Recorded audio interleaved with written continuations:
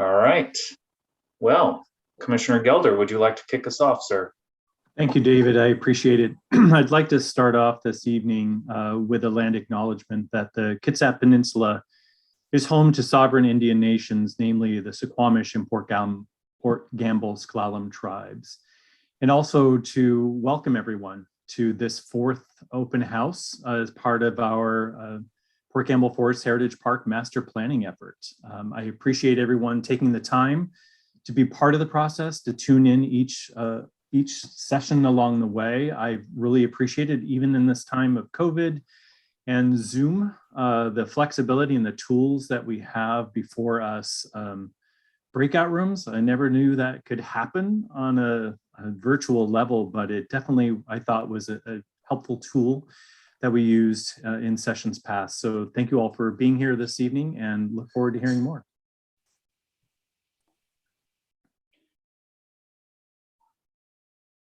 Well, I'll jump right in. Good evening and welcome. My name is Alex Wisniewski. I'm the director for Kitsap County Parks. And I can say a year ago was around the first time that I was hired by Kitsap County. And I basically stepped into having the opportunity to inherit this project. And it has been quite a ride over the last year plus. And it's been super great. But tonight, I want to say good evening and welcome. We're so grateful that you all took the time out of your busy schedules to be here with us tonight. Your interest in this project, and of course, the future of Port Gamble Forest Heritage Park. Tonight marks our fourth public meeting and the one that will launch us toward the end of this year-long journey and into the last stages of the master plan development. This process has led us down many roads over the course of the year, where we engaged with lots of community members, created focus groups around specific topics and perspectives, and guided us to what we'll be presenting this evening. This master plan will be used as our guide for years to come as we develop and create relationships and partnerships and opportunities arrive to help us achieve the full potential of the park. So thank you very much for being here. Your voice, thoughts, and ideas are really important to us. And I look forward to having another very productive public meeting. Thank you. Thanks, Alex. Judy, if you could go to the next slide. Welcome, everyone. Thank you for coming to our final public meeting. For those of you who were not in attendance to one of our prior meetings, or maybe you're just getting up to speed with where we're at, I just wanted to give a real quick overview of what this is. So as Alex mentioned, we've been working, this team has been working for over a year now, taking public input through our public meetings. We've had focus groups, we've had polls online in the park. And the intent of this is to get the community's feedback to develop a roadmap of what Port Gamble Forest Heritage Park wants to be moving forward in the future. So tonight, we're going to be presenting to you the draft report of those findings. It'll be a high-level summary. You'll have time to continue reviewing that document online. We look forward to taking your comments on that, both tonight as well as for the next couple weeks. With that, Judy, can you advance the next slide, please? So I do want to go ahead and give an introduction to the team. Hopefully most of you have been in attendance before, so you've seen the team. My name is David McBride. I'm the county's project manager for the project. And our design team is led by Sandy and Jeff with Fisher-Balmo Partnership. Supporting Sandy and Jeff is Anna Spooner with Anchor QEA, providing environmental consulting, and Barbara Wise with Highland Economics. Additionally, we've had 3 fantastic volunteers supporting us through this process, Mark, Don, and Catherine. They represent the community. They represent the various partner organizations that have been involved before this process as well as through this process. So thank you to everyone on tonight. Next slide. So here is a quick kind of snapshot of where we're at. So as Alex mentioned, this is the 4th and final meeting. After this, the plan is going to be We'll probably have a couple revisions to do based on the feedback we get tonight, as well as the open comment period. And then we'll be presenting it to the commissioners for consideration. Next slide.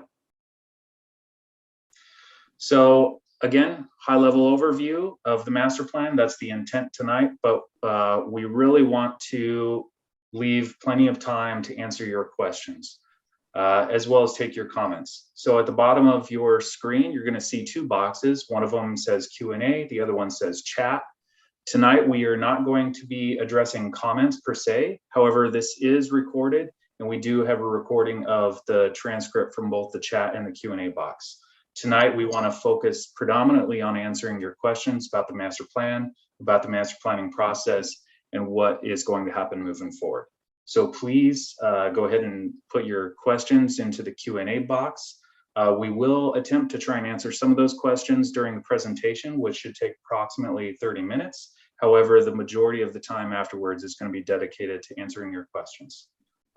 With that, next slide, and I will turn it over to Jeff to kick us off. Thanks, David. Good evening. My name is Jeff Bauma. With the time we have tonight, we're going to focus on recommendations in the master plan. A significant amount of work has been done this past year, studying the site, engaging in community outreach, and identifying challenges. Much of this is summarized in chapters 1 through 4 of the master plan, and you can actually go to the next slide, Judy. So 1 through 4 of the master plan really addresses those things. Hopefully you've had or will have time to review the plan online in the coming week, like David said. Tonight, we'll be focusing on the opportunities and the recommendations outlined in chapters 5 through 7 of the master plan. Next slide, please. So the park is a remarkable resource, as a lot of you know. Most of it, over 93%, will continue to be forested or natural area. The master plan we've created is visionary, and the improvements defined in the plan are flexible and they're achievable in phases. The plan supports community values and sustains the value of the land. And the land offers a really tremendous opportunity to gain stewardship experience through education, research, landscape restoration, and adaptive management. While a tremendous resource, the park is also a potential liability if adequate and dedicated funding is not available to manage this resource. Increased use of the land by the community will require investment in improvements to keep the park safe, the landscape healthy, and the site accessible. Next slide, please. Go back one more. Oh, that's a hit. Yeah, okay, there you go. Yeah, great. So priorities that have become evident over the past year based on community input include 1, conservation and restoration, protecting what is healthy and transitioning what is not. Number 2, environmental and cultural education. This really is a massive outdoor learning laboratory with lots of opportunity. And 3, access. People want to be able to access the park, to play and to learn in a way that is safe and sustainable. Next slide, please. So the vision that was defined during this planning process for the park is this, and I'll read it. It's up in the upper left-hand corner. Port Gamble Forest Heritage Park is focused on the quality of its diverse environment, wildlife, user experience, and recreation opportunities. The park is managed to ensure ecological, educational, and economic sustainability by attracting local and regional visitors while bringing compatible economic benefits to the area. Next slide, please. So in the master plan, recommendations have been categorized based on several themes: land use, forest management, recreation, education, and funding. And I'll start with land use. Next slide, please. One of our objectives was to align master plan recommendations with current land uses and other county plans and processes. One of the guiding documents that we used as a starting point was the Resource Stewardship and Public Access Plan created in 2015 by the Port Gamble Stewardship Committee. In addition to this, more than 75 plans and policies related to or that could impact the park were also reviewed so that the proposed park recommendations were consistent with these plans. whether they were local, county or state, public or private, policy or code. And where they weren't consistent, we have suggested minor modifications to existing plans or policies where flexible. Next slide, please. Minor modifications are proposed to that 2015 stewardship plan, specifically to the park's land use map as shown on this page. This shows spatially what activities, uses, and facilities may or may not occur in various areas of the park. I'll highlight a few. The green is designated as natural area, the most restrictive with regard to uses and activities. Conversely, the orange areas are designated as active recreation. And those are the least restrictive. Yellow, the most dominant that you see on the map, is designated as conservation, which primarily allows for trail access. Next slide, please. This table from the report summarizes each of those landscape subclassification and shows that were shown in the previous map. It lists stewardship priorities, allowed uses, facilities, and activities, and also lists restrictions. Based on the amount of detail and the time we have tonight, I'd encourage you to review this online as it contains a lot of detail. So Anna will now discuss forest management recommendations. Great, thanks, Jeff. You go to the next slide, please. Great. So hi, I'm Anna Spooner, and yeah, I'm going to walk through some of the forest management recommendations that are highlighted in section 6 of the master plan. So next slide. So before I dive in, I just wanted to hit on the conservation and restoration strategy. So the strategy is to transform the Port Gamble Forest Heritage Park and really think about long-term resilience and how we can get to a diverse forest ecosystem that's diverse both for people and for wildlife, and to look at a 150-year trajectory. And also to consider and implement the work that the county's doing with their forest stewardship program. Next slide. So the conservation priorities, we identified 3 in the plan. The first is to conserve forest stands that are on a trajectory to a healthy and diverse ecosystem. Those are influenced by, on the left, you can see the graphic, the dark green are some of the very highest priority for conservation. We're also looking to conserve forest stands that are already in a healthy condition, and then to conserve forest stands that contain sensitive areas. Those are shown on the left in the kind of orangish salmon colored. Next slide. We then also included restoration priorities. So the first of 3 is to promote the development of healthier and more resilient forests, really aligning with that strategy we started with through selective restoration and forest thinning. The second is to control invasive vegetation. And the third is to plant native vegetation with a goal for a diverse structure and species forest. Next slide. So also in the plan, we talk about programmatic restoration actions, and we identify 5, and I'll walk through each of those on a slide per action. These actions, though, are intended to be kind of a high level, and when the county identifies a specific restoration project, the specific needs of that project will be considered, and these actions will be refined based on existing conditions and what that site needs. Next slide. So the first restoration action is restoration thinning, which I mentioned earlier. There was a Q&A panel conducted last summer that's available on the public website. So if you have any questions about what restoration thinning is or why we're talking about it, please refer to that public website. But restoration thinning is a restoration action we've identified in areas where there's an opportunity to thin dense Douglas fir trees and to provide space for young and diverse trees and shrub species to come and develop a more diverse forest. Next slide. The second is invasive control. So looking at areas that were recently harvested or that have an invasive vegetation issue.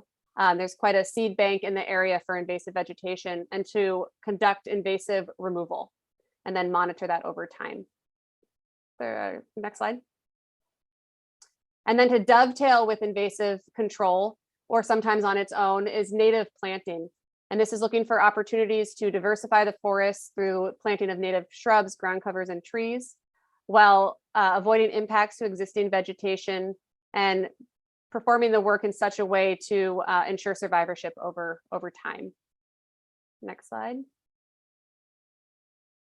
The fourth is to look at the existing sensitive areas within the park and to enhance and restore those streams, wetlands, and buffer communities.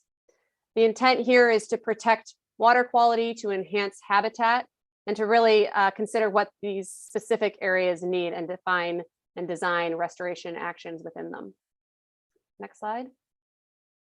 And then the last is to monitor. So as we conduct actions over time, to monitor what difference has been made, what the condition of the forest is, to document that and to adapt plans moving forward.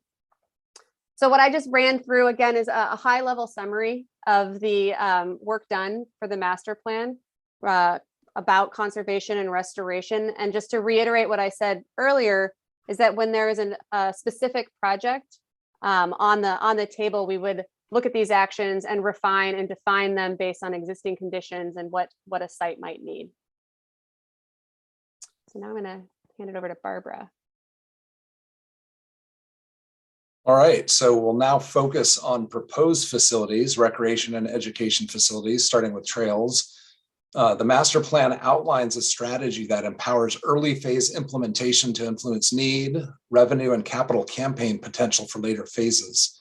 We've determined what is needed initially to protect the natural resource. This would include trail improvements, parking lot improvements, restrooms, and signage as recreation demand and use continues to rise. Accessibility and sustainability will be guiding principles for more detailed design of these improvements. Facilities will be site-specific, the right size for the program need. They'll be durable, beautiful, and they will fit into the landscape. Next slide. So we'll start with trails, since they're the most dominant recreation facility and activity in the park, enjoyed by hikers, bikers, equestrians, and more. This activity will likely be the most dominant activity in the future as well. A few highlights. The county is adopting the U.S. Forest Service trail classification system for design and maintenance of trails. The Sound to Olympics Trail will be a regional connector through the park. Existing forest roads will continue to serve a dual purpose, both as recreation trails and access for forest management. Multiple loop trails of varying lengths were identified for events, races, and general use. A revised trail system will require about 9 miles of trail additions, about 10 miles of trail decommissions, and about 12 miles of trail transition from one type of trail to another. And for the most part, a majority of trails will remain as multi-use trails. So next slide, please. The following slides, 3 or 4 of them coming up, will attempt to show diagrammatically a transition from the existing trail system to the proposed trail system. In this first one, there are 2 maps that show all current roads and trails in the park and on adjacent Rainier land. The map to the right shows the current trail types, recreation trails in green and blue, forest roads in red, and the approved STO in yellow. Next slide, please. These maps show proposed changes to the trail system and the new trail classification for each trail. The colorful line segments on the map to the left indicate changes. Additions are in green, decommissions are in red, and transitions are in yellow or orange. As presented in previous meetings, adding and decommissioning trails was determined by a number of criteria related to habitat protection and user experience, for example. Next slide. These maps show the trail system programmatically. The trails create a network that will tie together places for playing, sightseeing, and learning. The trail network connects smaller, dispersed destinations such as viewpoints, outdoor classrooms, or wildlife viewing areas in the park. The map on the left identifies potential locations for these dispersed facilities. Access to the trail system is also important, as is parking, since most visitors will continue to drive to this park. The map on the right shows existing access points and parking areas using black symbols, and it shows proposed access points and parking areas as white symbols. And as you'll notice, all but one parking area will be on the periphery of the park. Next slide, please. The final two maps show loop trails. These proposed loop trails have a continuous surface of dirt or a continuous surface of gravel for different user abilities and experiences. The map on the left shows major dirt trail loops, and the map on the right shows major gravel trail loops. Linking dead-end logging roads was one strategy that we used that allowed for the creation of more loop trails in the park. Next slide, please. I'll now highlight some of the facilities proposed for the park, both recreation and education related. Proposed uses and facilities generally will be nature-based. They'll be designed and located so that they have multiple uses, are flexible, and are adaptable over time. As mentioned, they will be accessible and sustainable. Proposed facilities are generally clustered at the north end of the park, and the remainder of facilities are small and dispersed throughout the park and support the trail system. Facilities are planned and will be designed to allow for phasing and growth, and improvements will occur in conjunction with a program to improve landscape health, predominantly the forest throughout the park, as we just heard from Anna. Next slide, please. The improvements have been arranged spatially so that they won't be constrained by the phase that they're in. Phasing provides a structure for the future, but it's not set in stone. Improvements will be realized if and when there is adequate funding, partnerships, and ongoing community support. The priority in this first phase is to implement infrastructure that will allow the county to manage use and to protect the resources as mentioned. Many of the facilities proposed will require partnerships to help fund, build, and manage, much like the model used for the mountain bike ride park. Examples of this may be the walk-in camping areas and the tree adventure park. If funding and partnerships don't materialize for a specific facility, the park's been designed so that the park can function without that facility. Next slide, please. So the map on the left shows the entire park. The small green boxes are where more significant concentrations of facilities are being proposed. We'll zoom into those in just a moment. And on the right, the small wedges in the pie chart show the percent of area for facilities proposed in the park. Collectively, these facilities make up only 7% of the park and include recreation and education facilities, the STO trail, infrastructure, and the forested ride park, which is itself accounts for about 5% of the park. Most of the park's area, 93% as mentioned, is dedicated to landscape conservation and restoration. Next slide, please. We've concentrated uses and facilities at the north end of the park for a number of reasons. I'll highlight just a few in the interest of time. The north end is close to Port Gamble town and existing utilities. It'll be serviced by a new road through Rayonier property from the north, which will be built in 2023. The area is adjacent to a spur, the STO trail, and the ride park. The north end is a relatively large flat area where we've proposed things. There are less critical areas in this location. There would be reduced development and maintenance costs by clustering. And the area within the East Block is within the East Block, the deed for which has less development restrictions. Next slide, please. So these three plans show what we refer to as the North End Recreation and Education District. These concept plans show what could be implemented in 3 phases, each phase 5 years long. For reference as to where this is in the park, there's a little key map box at the top. Also, the ride park is to the left on each of these plans. And for those of you familiar with this area of the park, this is the large, flat, cleared area just north of the existing view platform. A short road constructed from the north property line would allow access to this clustering of uses. And we'll look at the next slide here, which zooms into a bit on each one of these areas. In phase 1, the plan to the left, there would be a gravel parking lot identified by the code 1K for those of you who have a big enough screen to see this on. A picnic area, number 7, an event staging area, number 4, a small concession building, number 8, a gathering place, number 5, an outdoor classroom, number 24, and the Tree Adventure Park, which is mainly off of this map, but within the ride park to the left. There would also be a maintenance yard and caretaker's residence, which is near the top at numbers 48 and 49. In phase 2, the middle plan, there would be implementation of the education center, including a restroom docent building, which is number 27, a small indoor-outdoor learning center, number 26, a small bunkhouse for students, number 30, and a small research lab and native plant nursery, which is numbers 21 and 22. Parking supporting these would be added, which is code 1L, which would also service a walk-in camping and glamping area to the north. Walk-in camping, and I should note that drive-in camping and RV camping would not be permitted in this park or this campground, but walk-in camping would be within the existing forest canopy.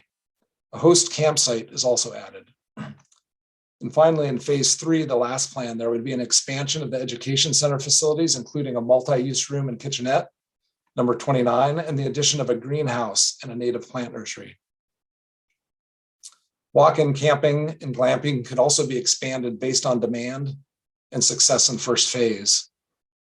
These would continue to support growing education facilities and site events. Next slide, please.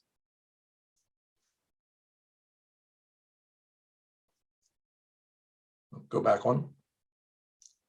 So these, the next couple of slides are some of the smaller green boxes you saw in the original overall park master plan. These are the satellite areas. This first one is the north end parking lot near the north property line. There's currently a parking lot funded and under design to service the ride park. The emerging layout for this parking will probably be different than shown, but this provides a concept for supporting amenities. In phase 1, a restroom, picnic area, and small nature playground would be added. Next slide. This is the Bayview parking lots. In phase 1, improvements to the 2 existing lots would be made and a crosswalk and signage added for better accessibility.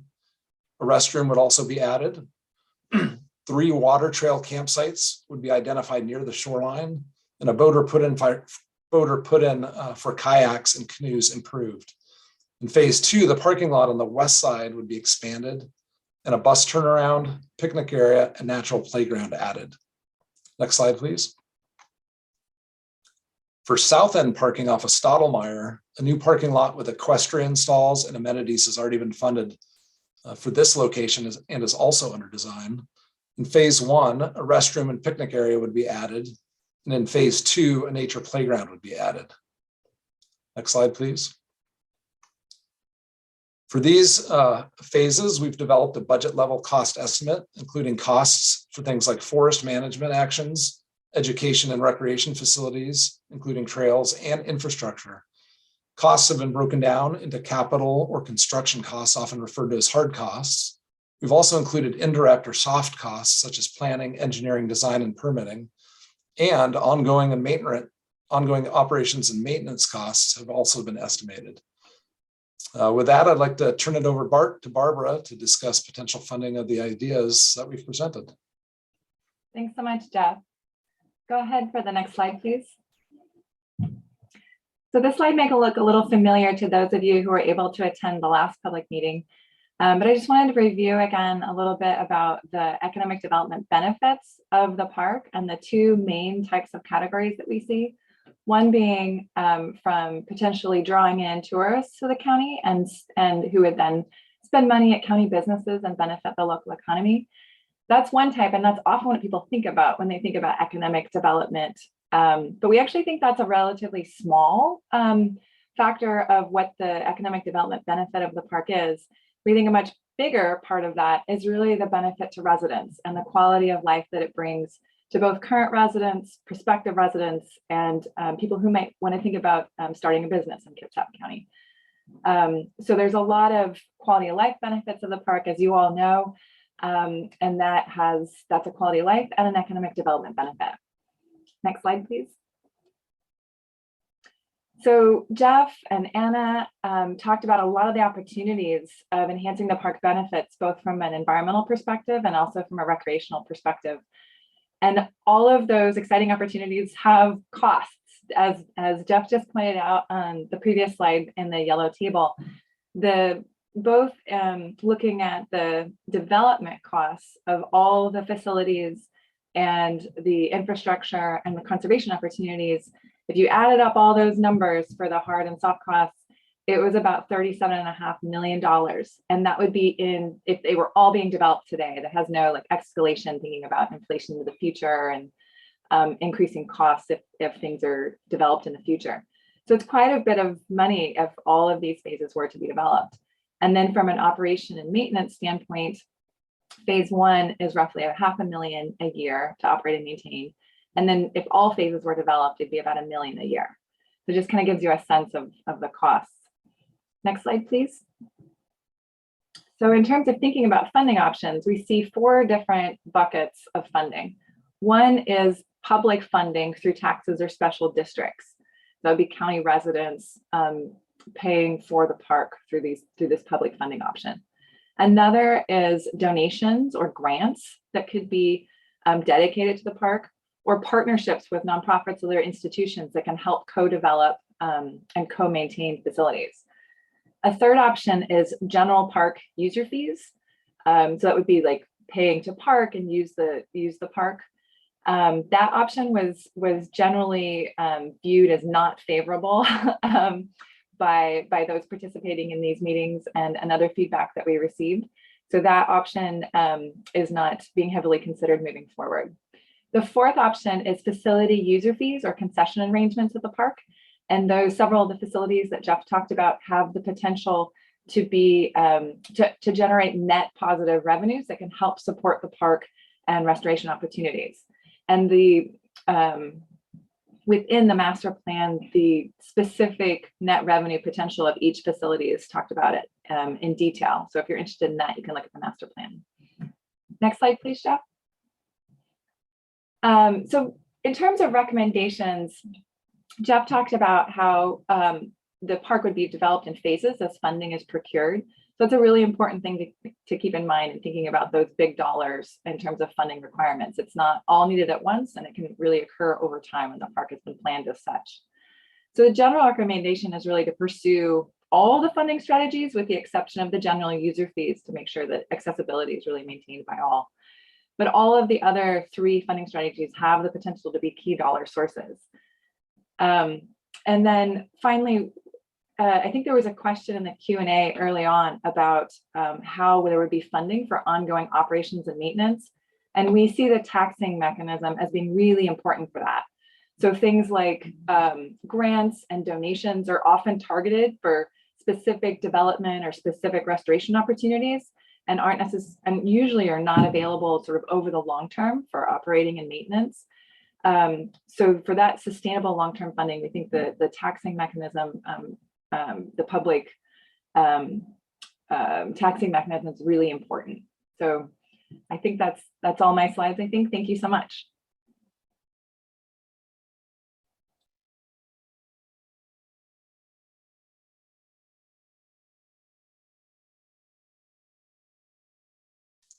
You're muted, David. Thank you. Can you hear me now? Okay, so thanks everyone. I know that was fairly brief, but again, our goal tonight is to help answer your questions. I know that Alex and I have been trying to respond to some during the presentation. So from here on, I will go ahead and start reading through the questions that have yet to be answered, and I will direct those to the panelists. So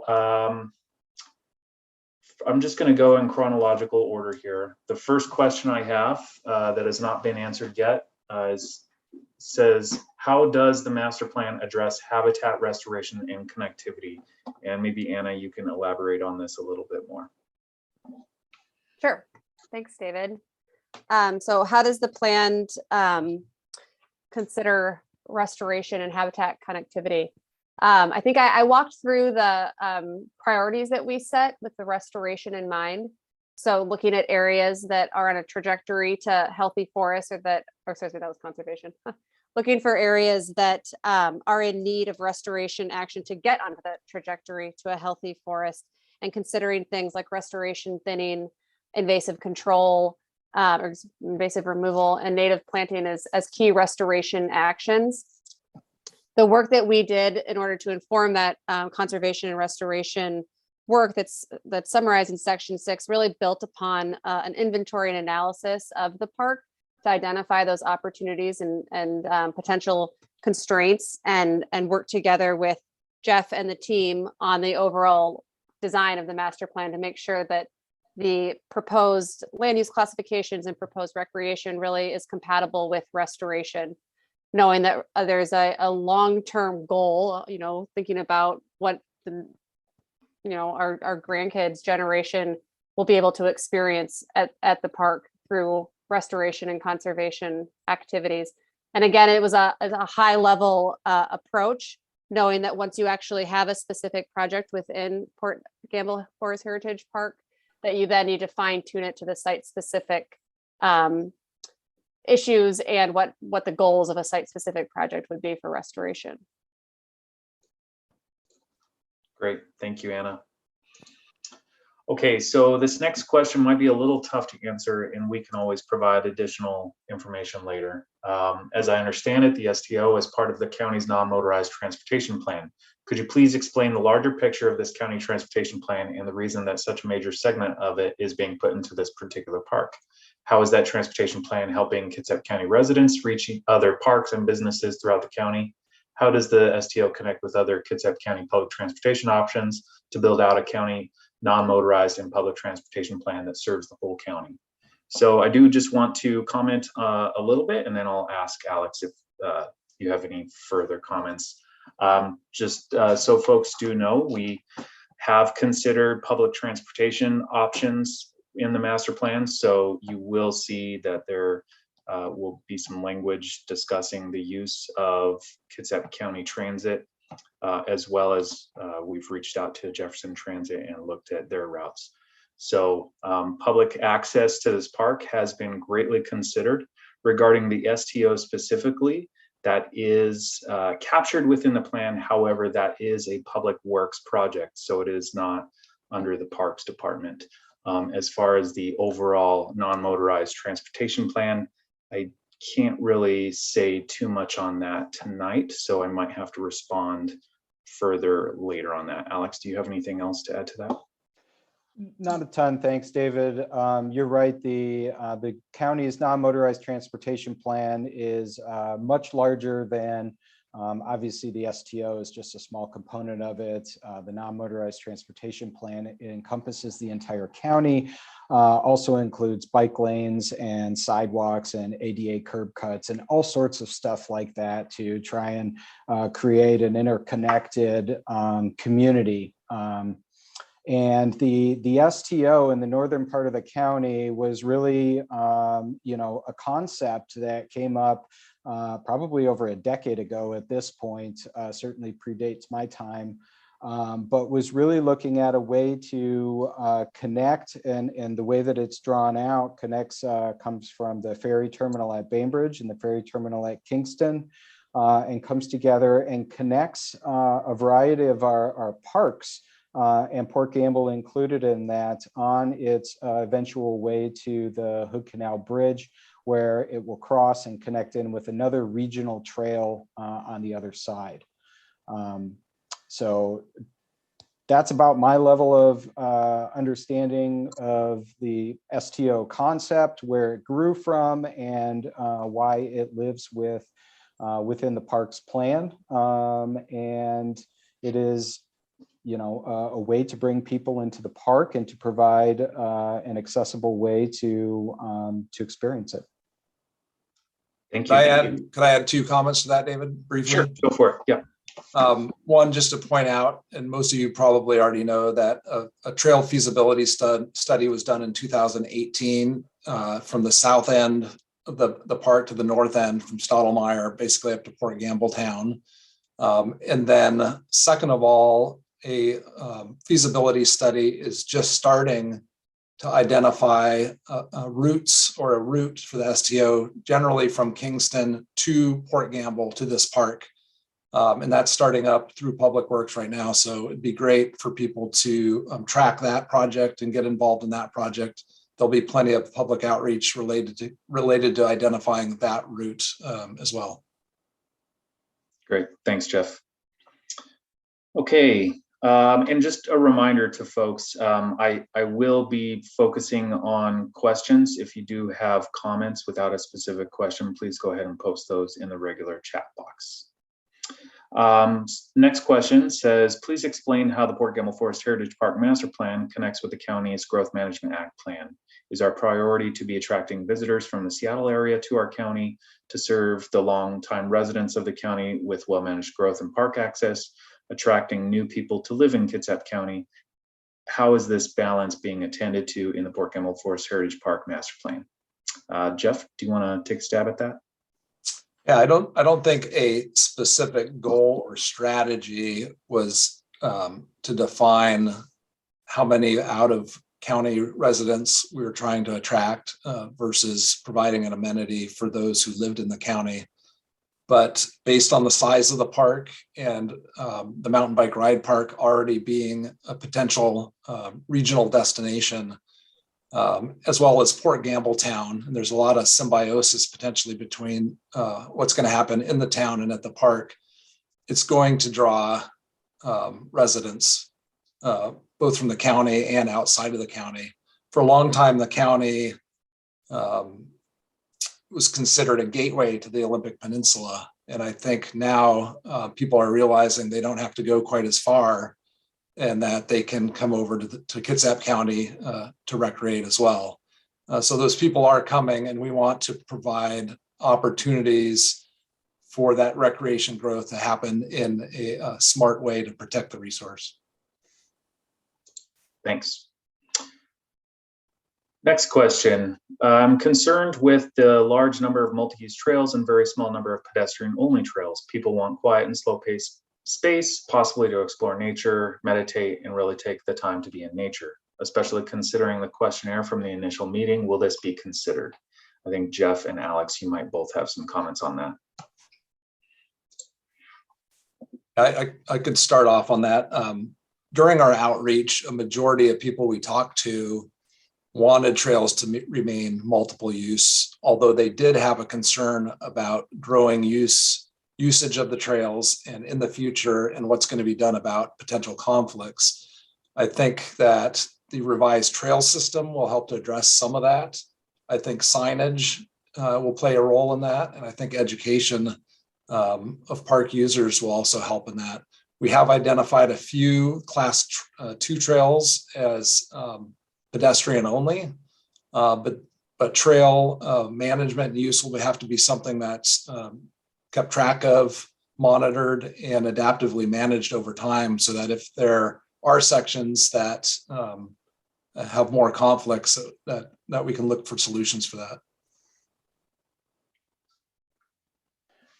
I actually don't have much to add to that. Jeff answered it really well. We in the parks industry try and do our best to be as open and multi-use, inclusive to all different types of opportunities as possible.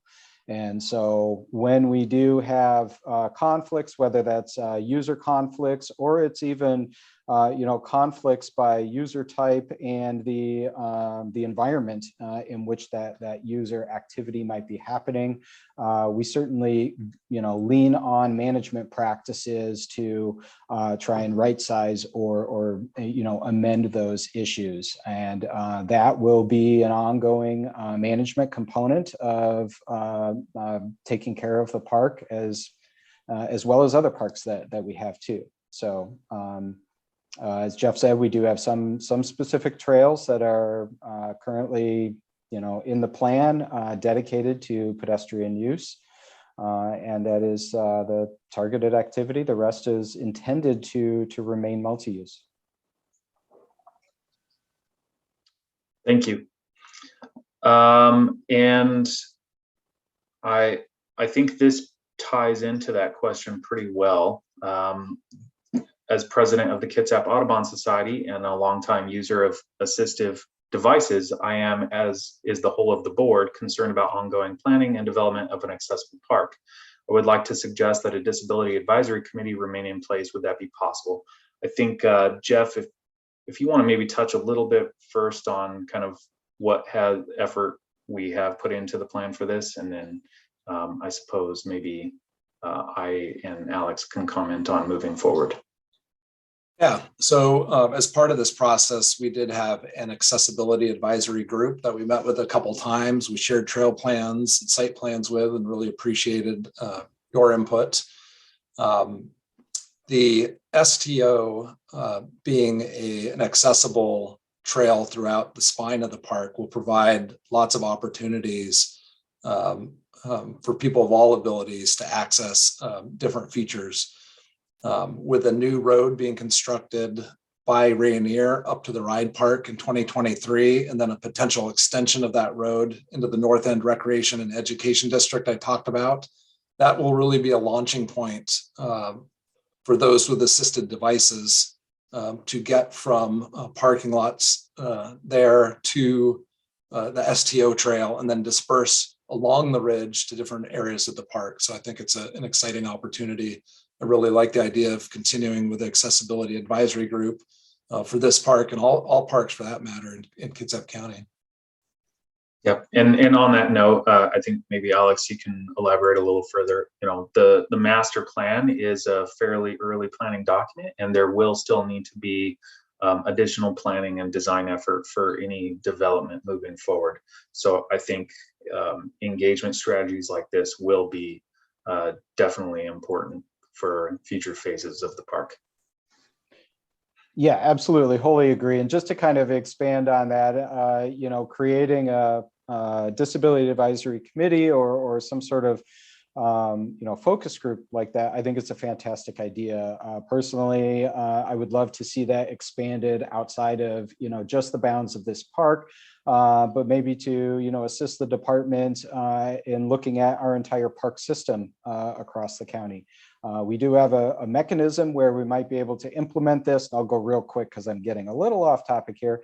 But we have a Parks Advisory Board, and within that have the ability to create ad hoc subcommittees and so forth. And so this could potentially be one of those that is a forum for the department to you know, utilize expertise within the community to help assist future decisions. Again, not just for Port Gamble, but across our park system. Thanks.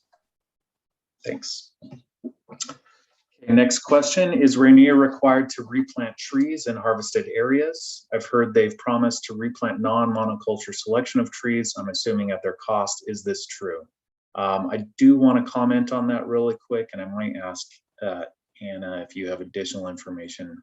But my understanding is, yes, Rainier is required under DNR to still replant those areas.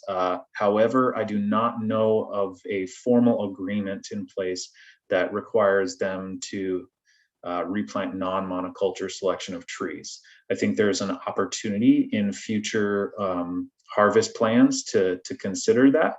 And I know that the county will keep that in mind. That would probably be something that has to be negotiated with them, however. Anna, do you have maybe a little bit more information on kind of what they have to do? Yeah, you answered it pretty well. There is a requirement to revegetate. We identified the opportunity to change the species palette a bit, but my understanding is that it would require a future negotiation to have that actually happen. And it's not part of the master plan's kind of scope to have Rainier adjust their planting palette. But it would be something to follow up with and negotiate at a future time when there's a cut. Great, thank you. Okay, this next question, hopefully I can answer it pretty simply. What is a tree adventure park? So Jeff, maybe you can elaborate a little bit further, but my understanding is this is kind of an aerial activity that's anchored almost off of trees, if you will. Think of zip lining and catwalks, something to that effect. I can add a little bit, actually. Okay, go ahead, Alex. So in a previous life of mine, when I worked down in Flagstaff, Arizona, we have a park there called Fort Hill County Park. And actually, if you go there, you can actually take a look at, there's a section of property there in which it's a treetop adventure course, installed a exactly what you were saying, kind of challenge course of catwalks and zip lines in a certain area. And it is managed, operated, installed, maintained by a third-party operator. And the intention here in Port Gamble is that that is a possibility to coexist in the park above the mountain bike ride park area. So something as a consideration for the future. Go ahead, Jeff.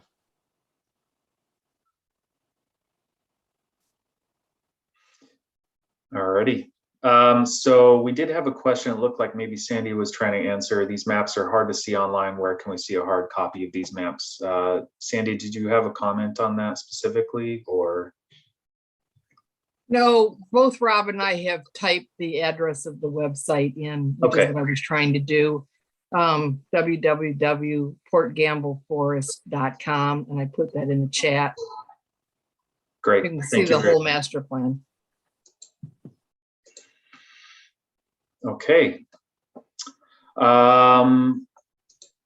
Let's see. I think we answered that. The restrooms in the park are pit toilets, or are they regular restrooms serviced by a water main and sewer? How are they going to be serviced, and the infrastructure in particular, is that going to be along the STO and the road? Jeff, do you want to comment on that? Yeah, so restrooms will be a combination of both. For the most part throughout the park, along the STO trail and at the most parking lots, they'll simply be pit toilets.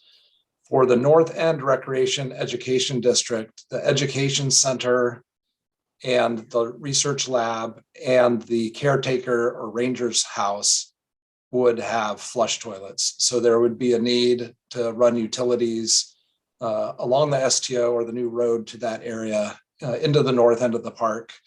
The master plan addresses 3 or 4 different ways to handle sewer. It's probably most cost effective to do a septic system, or there's a couple other different systems that could be used to handle site or waste on site, as opposed to trying to tap into a sewer main or run a sewer main down to Port Gamble town. So the infrastructure section of the report addresses some different possibilities there. Great, thank you. Okay, here's an easy one for you, Jeff. Please describe a nature playground. So a nature playground typically has materials in it that look or are more natural. So instead of the pre-manufactured, colorful plastic park campgrounds you see in a lot of municipal parks, there's a variety of logs, stumps, root wads, boulders, and the arrangement of those.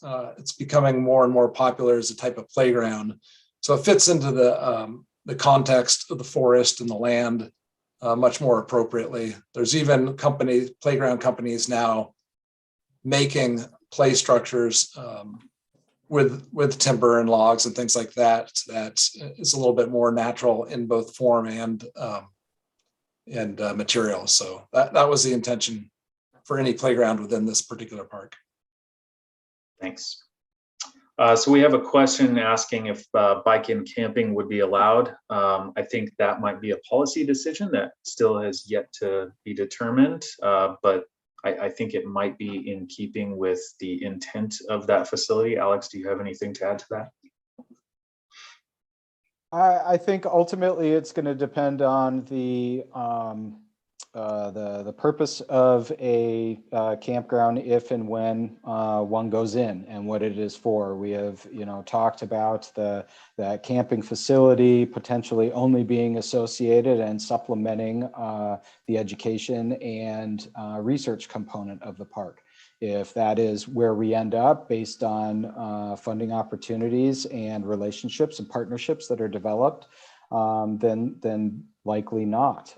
But if it is one that is more recreation based and open to the general public, then yes, that would seem to be a valid use. But we are many moons potentially away from knowing exactly what that is going to look like. Thanks.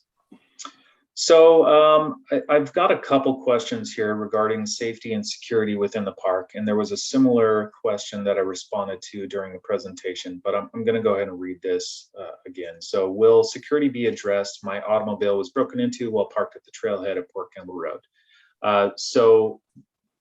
The team has definitely considered safety and security within the park as far as part of the planning process. That has gone into the operational considerations of the park for both time management and cost. Additionally, we have coordinated with local emergency services during this process, and we'll be reviewing the final draft plan again for their final input. So that does include the Kitsap County Sheriff's Department. If there is specific concerns about safety, I definitely want to get those comments recorded. So please put those in. Alex, do you have anything to add to safety and security? No? No, not at this time. Okay, thanks. Okay, so this next question asks, are there any no-go zones to protect habitat for fauna? And if so, what's the protections for that? I'm concerned about unsanctioned trails appearing in the middle of undeveloped land and the impact on the ecosystem. So maybe, Anna, you can elaborate a little bit further on the classifications that have been used. I can jump on that one Okay. too, since it relates to trails. And then Anna, you can follow up if you want. There aren't any specific no-go zones because the deeds, the purchase agreements do not allow any areas to be basically closed off to people. However, we've excluded, based on the work that Anna did and the inventory and analysis that was done, we've decommissioned some trails and kept trails out of the natural areas, which were the green blocks in that land classification map. So as far as keeping people from building rogue trails in there, that'll be a matter of management and kind of monitoring the trail system. There's a great volunteer group with the Port Campbell Stewardship Committee that builds and maintains and manages these trails. And so as that group grows and formalizes, I think there's opportunities for them to really keep track of those and make sure the trail system's working as intended to protect those sensitive habitat areas. Yeah, I think Jeff hit it on the head. The work that we did during the inventory and analysis really went to inform those land classifications and design that Jeff's team pulled together. And I think ongoing maintenance and stewardship as well, and environmental education will be important pieces to encourage the public to understand, why certain areas are deemed as more sensitive than others, and hopefully will mitigate and reduce unsanctioned trails. Thank you. Okay, we have a question asking about the status of the park south boundary at Stottlemyre and specifically asking about a private gate. I do want to comment that we do have in the plan a new access point down off Stottlemyre with a small parking lot, and eventually that will probably be tied into where the Sound to Olympics Trail comes out on the south end. Regarding the gate that folks are seeing, that is private property. That is not actually within the park boundaries. Okay, so I do have another safety security question specifically for fire and rescue. What planning has been done for fire and rescue for our many user groups in the park? Will there be a new fire station in Port Campbell Town to serve the park and the town? So, as I mentioned before, we have coordinated with local emergency services, which does include the local fire department. That said, we did not necessarily talk about their long-range capital plans, so I am not able to comment on whether or not there's going to be a fire station in the town of Port Gamble. If there is, I don't know if it's going to be specifically intended to serve the town and or park. It would probably be as part of their more comprehensive planning. That said, we have looked at access throughout the park from various directions so that the emergency services personnel can be responsive depending on where they're coming from. Okay, so we have a question here. This might be difficult to answer, but what is the percentage of development costs we foresee coming from donations? Barbara, I don't know if you have some insight of what you've seen historically, but do you think you can take a stab at that? Yeah, I think Alex might have a little bit better of an idea than I do on that one. Okay, so we'll go ahead and, oh, Alex, did you want to say anything on that, or should we just get back to this question? I totally lost power on my laptop, so Oh. completely missed the question and what was being discussed. My apologies. No, it's fine. It was asking what percentage of the development costs we foresee coming from donations. I think it's fairly minimal, but I'm not entirely sure. Yeah, I mean, typically my my experience in other park systems has been that donations has been relatively minimal, certainly always welcome and helpful, but not a major contributing component to the overall financial cost of development. We did have a lot for the acquisition that were private donations, though. Just as Don probably knows what percentage. I don't know the exact percentage, but it was there were grants that and major sources of donations, but also a lot of people putting in smaller amounts. But I believe that donations can be significant, especially in developing some kinds of facilities that would be harder to for parks and the county to justify. Okay. Next question. How much area in acreage will remain of the original forested area, the non-harvested parkland? I don't know if you've got some figures that you can respond to, Jeff. I don't know if I know that number off the top of my head. I'm assuming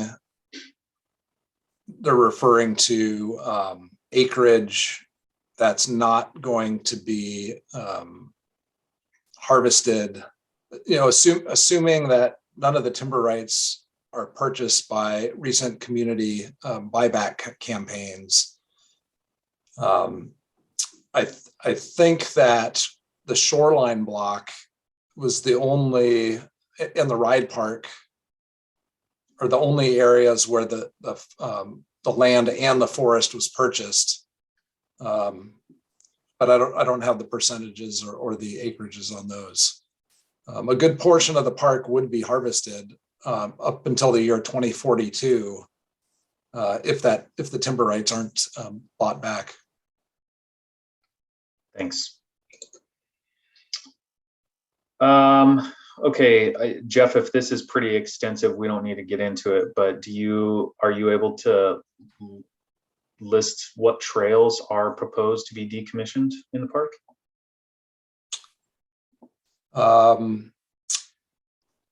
Yeah, give me just a minute. I might be able to find a list. And while I'm looking for that, that was determined through site visits, through lots of meetings with trail users, with the Port Gamble Stewardship Committee, with Mark Shorn. While you're looking, I can name some off. Okay. So Alder is going to get decommissioned. Alder is a muddy mess, so it goes through a non-sustainable area. Sections of downhill will get decommissioned and rerouted.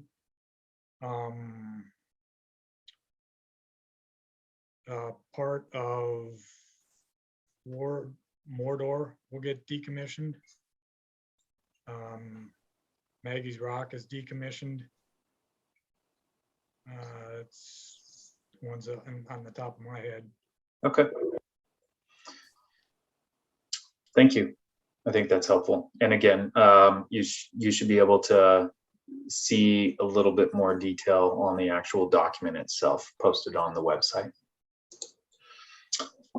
Okay, of the 3 development options previously presented in the last public meeting, which does the current draft most resemble? Jeff, do you want to speak on that? Yeah, so the 3, for those of you who participated, I guess those who didn't, 3 kind of options, development options were presented at the last meeting, from kind of a lighter level development to a heavier level of development. What's a little bit different about this plan is that we didn't necessarily select one of those. What we did is we took the input received. We changed some things a little bit. We left 1 or 2 things out based on lack of community support. And we really set it up more as a phasing plan, depending on partnerships, funding, and ongoing community support. So like I said, as you know, the spatial plan was set up in such a way that if certain pieces aren't funded, the overall plan still works together. So it's probably somewhere between the 2nd and 3rd when you look at everything together, but it's really not set up where we picked a preferred alternative. It's more of a phasing plan based on potential than anything else. Great, thank you. Next question. What is planned to be done in the clear cut areas required to keep clear to maintain destination viewpoints? Jeff?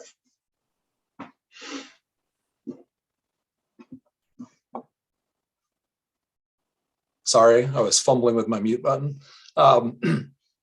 So to keep certain clear cut areas clear, that would be, we would need to work, or the county is developing or it's recommended that they develop a full forest management plan.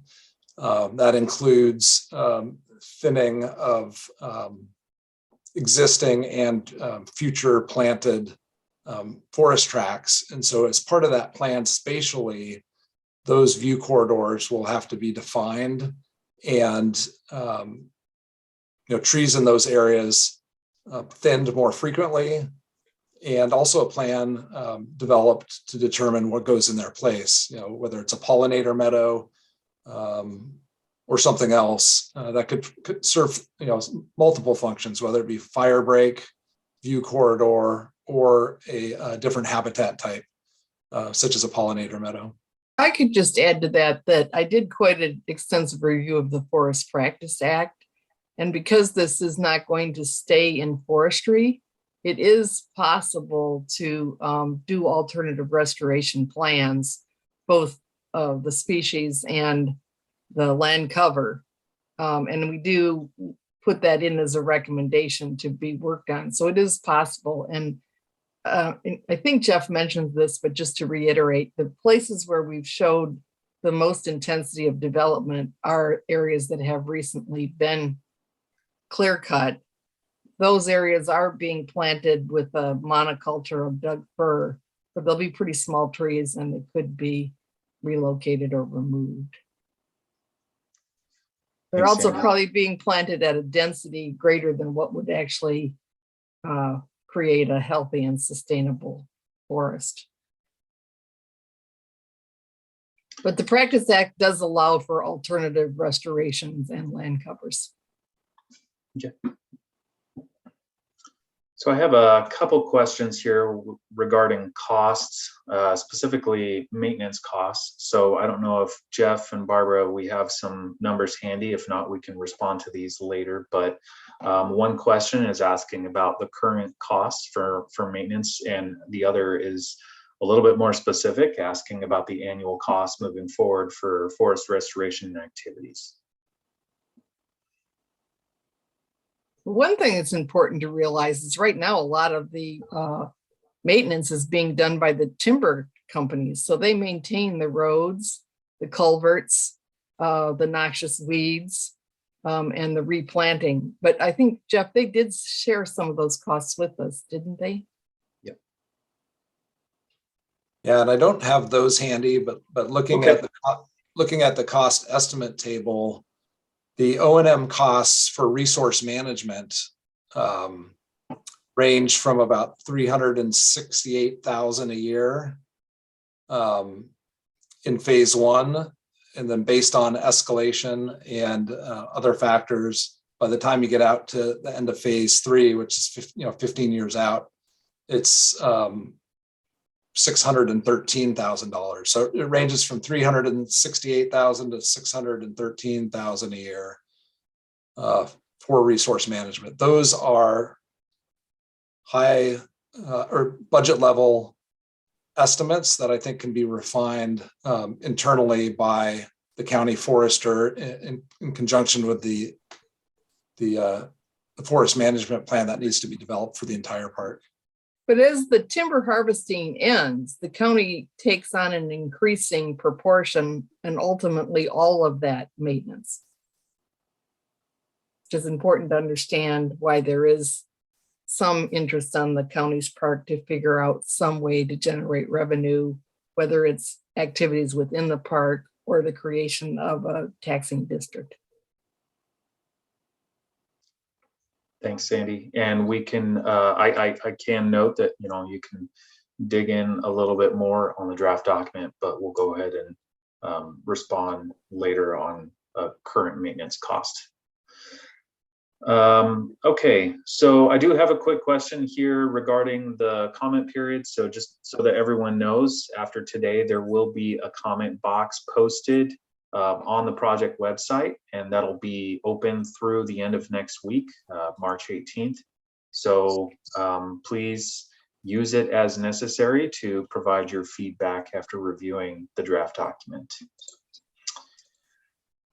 Okay, so I have some context here as well as two questions regarding accessibility. So in the trail segment of the report, a recommendation is made for the county to adopt the trail classification system and associated standards developed by the U.S. Forest Service. The STO would fall under Class 5. The report further notes that additional standards for Class 5 trails would be applied, notably AASHTO standards. One note, these are AASHTO guidelines, not standards. These are guidelines that address ADA compliance for a shared use path. This is good because the Forest Service classification does not address ADA compliance. Question one, is there a, whether it's separate or not, planning for the STO far enough advanced to confirm the alignment shown will meet those guidelines? And two, with parking on the primarily east side peripheral of the park, has there been any assessment as to how many of the parking areas could provide ADA access to the STO? Jeff, do you have some comments on those? Yeah, so an answer to number one is that the design and engineering of the STO through the park is currently being worked on through Public Works. The original feasibility study and planning was done based on a certain level of detail available, such as LiDAR topography. One of the first things that was done, and I bring that up because obviously topography is very important for grades and figuring out slopes and accessibility. One of the first things done was an actual site survey by surveyors. And obviously that turned out to be a little bit different than the existing LiDAR data that was available. And so Public Works is going through a process now to determine the best way to make the STO trail accessible and meet applicable guidelines.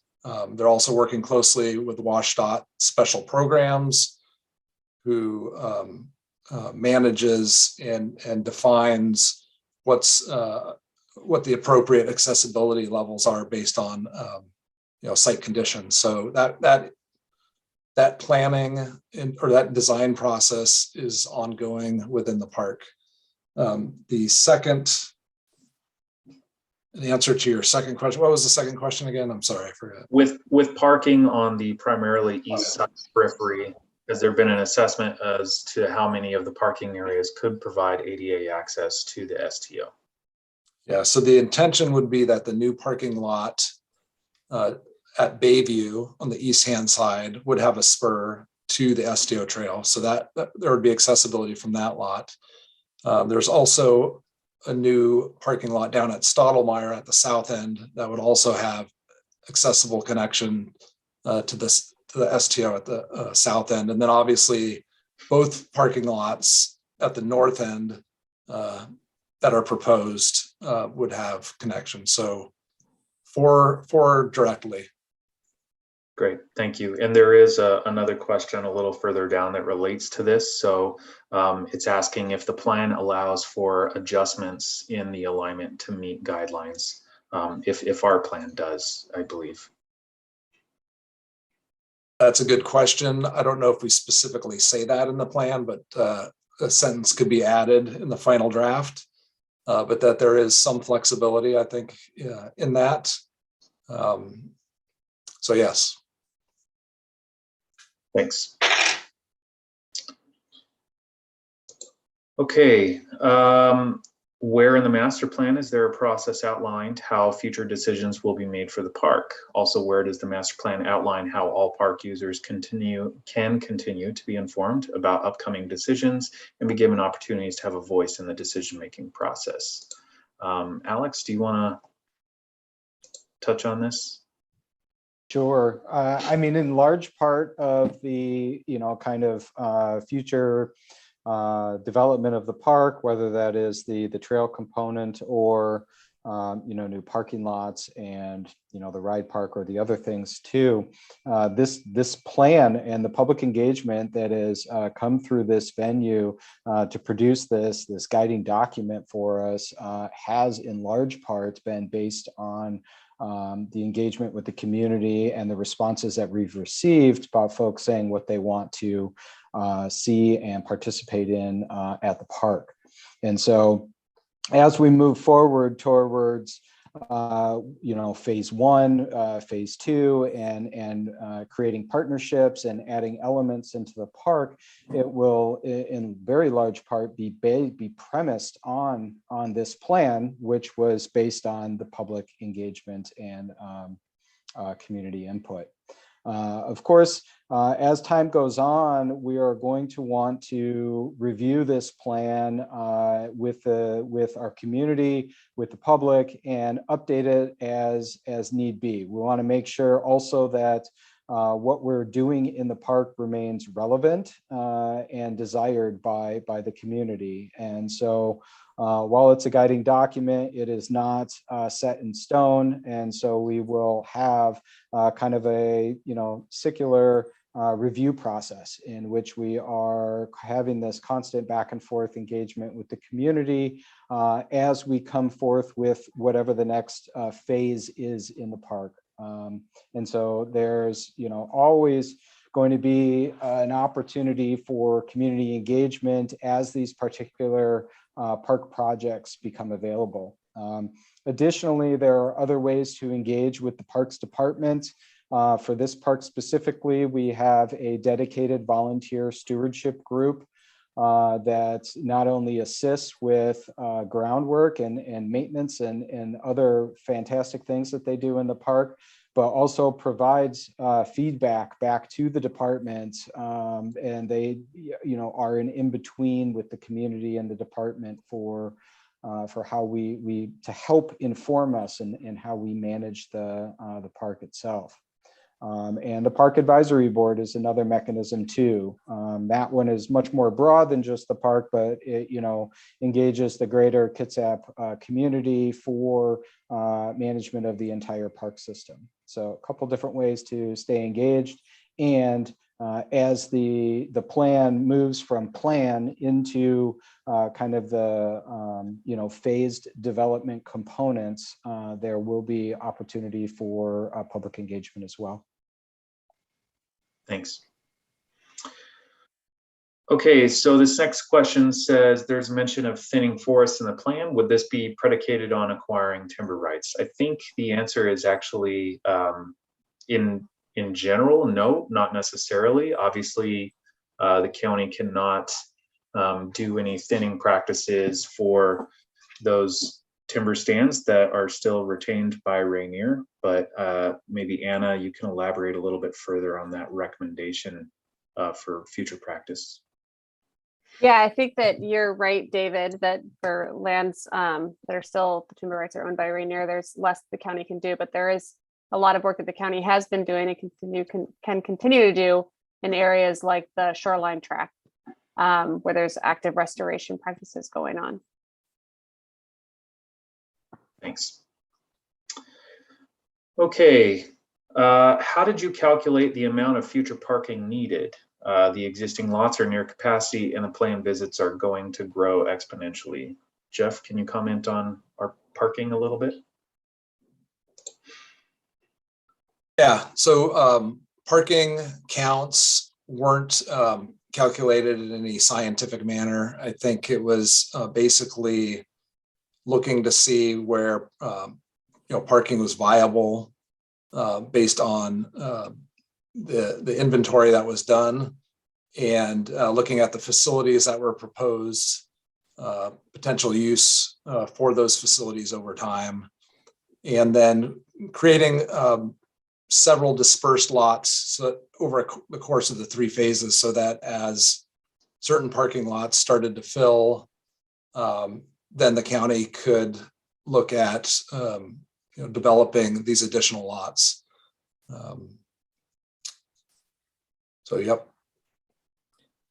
All right. Well, also we did look at and talk to Kitsap Transit about being able to arrive on a bike or a bus, but the use isn't heavy enough now, but potentially Kitsap Transit could service it. And nobody's mentioned so far that the STO connects to the Sound to Olympics, or the Mountains to Sound Greenway in Seattle. And then the STO, which is the Sound to Olympics, is actually part of the Great American Rail Trail, which ultimately will go all the way to the Olympics. So potentially, and it's part of the Great American Rail Trail, which is a national trail that goes from Washington, D.C. all across the country. So eventually people should be able to arrive not in a car. So we want to build enough parking that there's access, but we also want to encourage people to arrive on other modes. Yeah, and if parking isn't needed in particular areas, then that parking won't be developed to that extent in those later phases. The other thing that hasn't been discussed much is that the airfield parking lots that are currently on Rainier property are likely to go away in the future, because Rainier intends to use that land for restoration and mitigation purposes. However, there was a recent memorandum of understanding and agreement between Rainier and the county, where several things were negotiated, and Rainier is providing additional land just north of the park off of Highway 104, where additional parking lots could be added in the future if they're needed. Great, thank you. All right, so we're running out of time. I'm trying to scroll through and find some questions that seem to be popping up. I've seen a few questions that comment on climate impact and resiliency. So maybe Anna, can you talk a little bit about considerations for climate change from restoration planning perspective and resiliency within the park? Yeah, no, I can do that. I saw one question was about kind of considering species. And in consideration of climate change. And I think that the goal here, and Jeff sort of hit it at the beginning of his talk, is flexibility and adaptability, because the vision is a very long vision, and we don't know all the changes that are coming, but we know that if we have resilient forests and resilient lands, we'll be better prepared. So I think when looking at some of the restoration actions, those considerations of flexibility and adaptability over time to change those actions or adjust those actions to consider, disease, drought, fire, and other potential implications will be necessary. So I think it's really that just we need to be flexible, and we need to make the right decisions at the right times, considering that our ultimate goal is to have a healthy forest, and there will be a lot, could be quite a lot of constraints along the way, but to keep that vision in mind and really try to balance the recreation with the restoration actions and try to have a healthy forest to be more resilient. Great, thank you. And then another, I guess, repetitive question I see is coming up regarding the actual review and comment period on this. And we are about out of time. So with that, I'm going to go ahead and comment on that and ask that we go ahead and let's go ahead and go to the last slide. And we'll plan to close this out. I do want to let folks know that thank you very much. We've definitely got a long list of remaining questions that need to be answered. We will take a look at the questions. We'll provide some written responses and we'll get those posted for your review. Additionally, the recording of this will be posted online as well.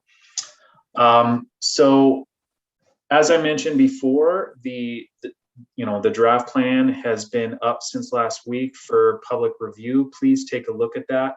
I do want to elaborate a little bit further on my comment regarding public comment. So we will be posting an actual comment box on the website after today so that you can, provide additional feedback. The intent of that is obviously not obviously, but the intent of that is for our team to gather the feedback from tonight, as well as that open period, so that we can share that with the commissioners when we do present the draft plan to them. I would say that in general, this is still an ongoing public process. So if you do have comments, you can still direct those towards the Parks Department. And of course, the review of this will likely be open for comment as well. I'm happy to take comments on. So you all have the email from me if you've signed up for the email distribution list. So if after the comment period closes, you don't feel you had adequate time to review the document and you do have further comments, please feel free to go ahead and send those my way as well. Again, we had great participation tonight. I'm sorry we couldn't get to everyone's questions. I am happy to see that there is this much participation in questions. So with that, thank you all very much. Hopefully you're excited about reviewing this, and look forward to presenting this to the county. Thank you all very much.